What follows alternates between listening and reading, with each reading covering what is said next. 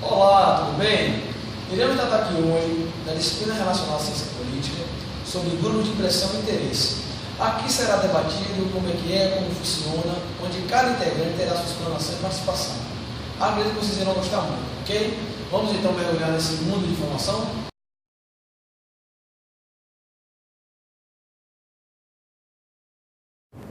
Bom, eu vou falar um pouco sobre as modalidades do grupo de pressão e interesse e sua organização. Os grupos de pressão e interesse não se enquadram em uma classificação rígida. Eles se identificam a partir do momento que apresentam o seu interesse. Os primeiros atualmente são as organizações patronais, entidades rurais e classes liberais. A exemplo das entidades rurais, possuímos o MST, que de início começou como um grupo de interesse e se transformou em um grupo de pressão. A partir do momento que eles exercem uma pressão sobre o Estado para que haja reforma agrária.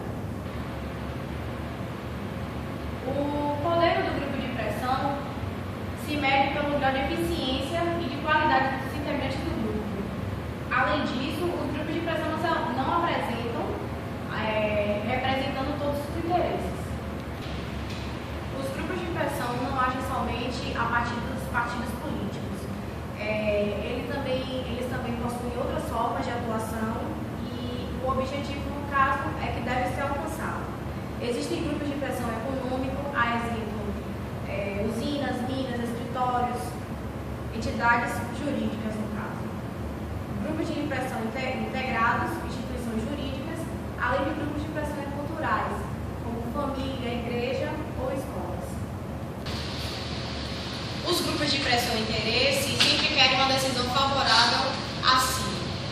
E, na maioria das vezes, eles costumam usar meios lícitos e ilícitos para conseguir a decisão. Por fim, os grupos de pressão e interesse... Os grupos de interesse são frequentemente confundidos com grupos de pressão. Na verdade, existe uma linha de separação entre eles bem pequena. Podemos distinguir os grupos de pressão dos de interesse a partir de sua atuação. Eu vou falar sobre os conceitos dos grupos de pressão e dos grupos de interesse, sua importância e a relação dos grupos de interesse com os partidos políticos. Os grupos de interesse, eles podem existir organizados e ativos sem exercer a pressão política. Eles são potencialmente grupos de pressão, porque a partir do momento em que eles passam a exercer uma pressão sobre o Estado ou sobre a organização política, eles se tornam um grupo de pressão. Então, o grupo de pressão ele se caracteriza pela influência exercida sobre o poder político para que sejam obtidos interesses que lhe favoreçam. Tanto os partidos políticos quanto os grupos de pressão, eles são um laço que liga os cidadãos ao Estado. Eles, do mesmo modo de partido político, os grupos de pressão conduzem os interesses de seus membros até o órgão detentor do poder, em busca das soluções que lhes favoreçam, das medidas que lhes favoreçam. Eles são grupos representativos. Hoje em dia, esses grupos se tornaram de tal importância que eles podem ser considerados parte da Constituição viva ou da Constituição material, tanto quanto os partidos políticos. E, independente da institucionalização ou do reconhecimento formal dos textos jurídicos. Assim como já foi dito, eles podem exercer influência sobre as organizações partidárias, sobre o corpo de cidadãos durante as eleições, bem como aos órgãos do poder estatal, executivo, legislativo e judiciário, cujas decisões trazem com frequência a marca dessa participação invisível, porque por trás de quase toda instituição sempre tem um grupo de pressão. Boa tarde, pessoal. Como o pessoal já abordou aqui no contexto dos grupos de pressão e interesse, eu vou falar aqui um pouco sobre lobby, que é também um termo. Lobby é um processo utilizado para a obtenção de resultados desejados, ou seja, o lobby se caracteriza como uma ação. Eles agem para influenciar a política, tanto no parlamento como no executivo. No LOB é toda atividade organizada, exercida dentro da lei e da ética, por grupos de interesses definidos e legitimados. Temos também vários exemplos aí de lobby, dos parlamentares e dos políticos que nesse momento agora aí de crise estão agindo dessa forma. O que acontece é o chamado lobista. O papel do lobista é um dos papéis mais controversos dentro do sistema de representação. Em uma parte do mundo, o lobby ocupa uma área cinzenta entre a legalidade e a corrupção. Gente, grupo de pressão e interesse, né? A parte relacionada a aspectos positivos vai ser a contribuição, porque o que acontece? O grupo de pressão e interesse, ele atua com a questão da participação de luta de classes. Muitas vezes, certas classes que ficam à margem de si, para poder ter um certo tipo de reivindicação, para eles serem ouvidos, ter aquele enquadramento de como cidadãos. Então, o que acontece? Os aspectos positivos serão o quê? Muitas vezes sugeriam um certo conselho, uma certa argumentação favorável e aceitável para que qualquer determinação política daquele governante ou representante venha a tomar, seja modificação de lei, criação de uma nova lei ou não, ele tenha, por exemplo, ter essa consulta com esses grupos para poder saber qual seria no momento certo ali a opinião mais coerente, mais correta, mais aceitável de ser utilizada. Então, os aspectos positivos, muitas vezes, isso aí do grupo de pressão e interesse, ele pode agir dessa forma, seja a parte benéfica, como também na parte maléfica. E a sua contribuição em si, na verdade, será transparecer o poder em si, que todos aqueles estão aplicados e subordinados. Já os aspectos corretos, já a parte corretiva, gente, será justamente se aplicado àquele grupo de interesse e pressão que venha apresentar uma conduta contrária às suas ideias. Por exemplo, o grupo de pressão em si ele tem um objetivo mais benéfico, está entendendo? De tentar gerir e produzir uma certa ideia que seja aceitável para todos. Aqueles grupos que se encontram margens, se encontram isolados, tá entendendo? De poder ter uma questão de aplicabilidade de sociedade entre eles.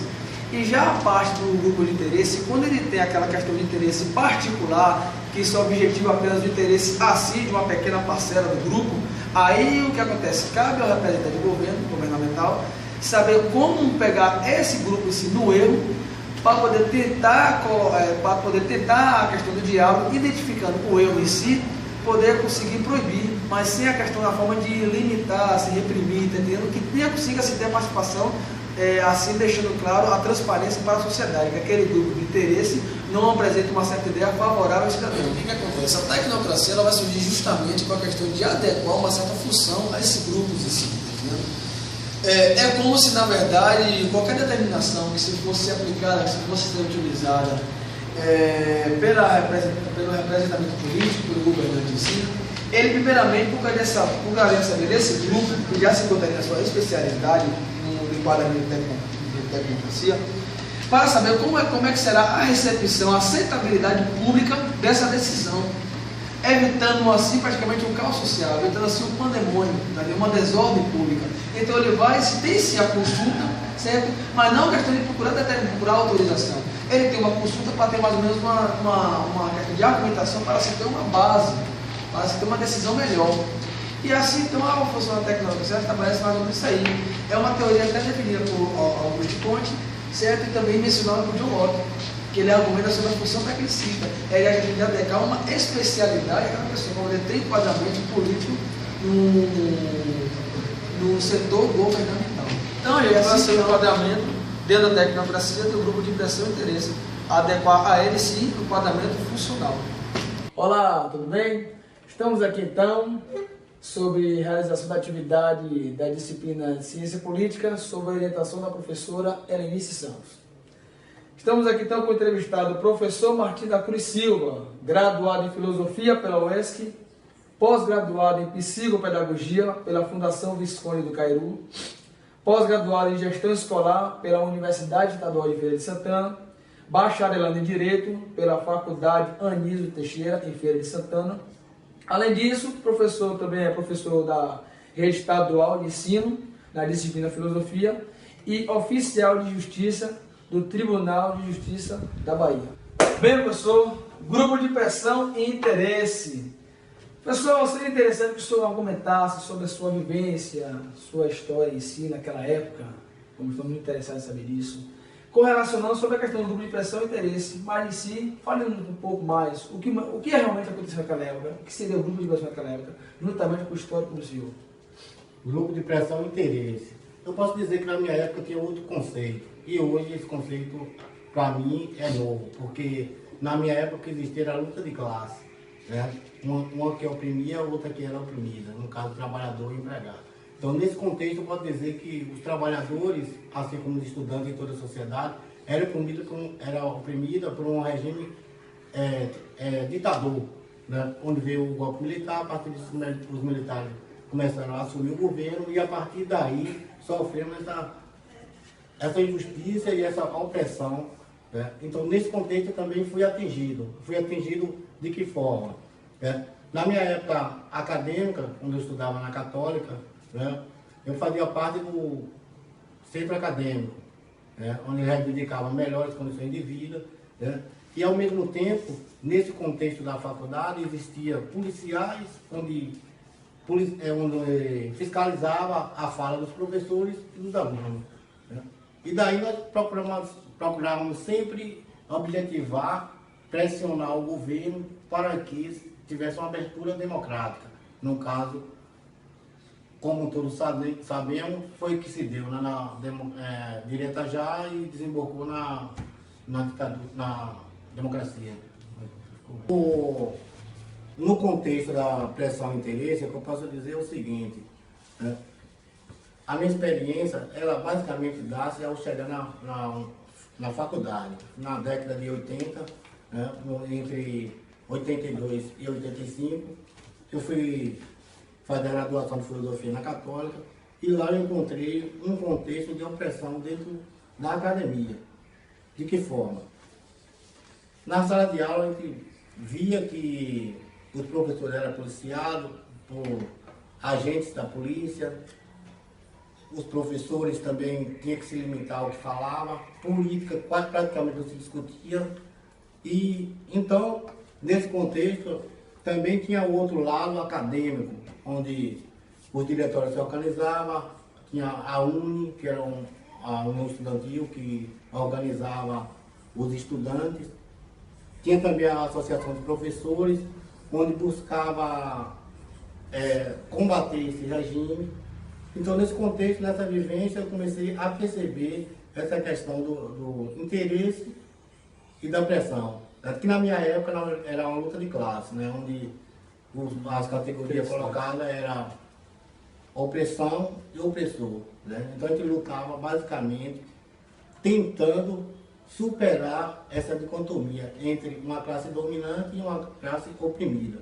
Que basicamente, nesse conceito que você traz, seria a mesma coisa, né? Alguém pressionando e outro tentando segurar-se na manutenção do poder. Ocorreu algum momento, professor, que teve algum momento que o senhor presenciou algum tipo de violência, alguma coisa assim? Um colega, o senhor também? Não, a violência ela se dava de toda forma. A violência podia ser subliminar, de forma subjetiva, com pressão por parte do professor. Tinha também a pressão que era física, evidente, que na manifestação parecia a polícia, cachorro, bomba.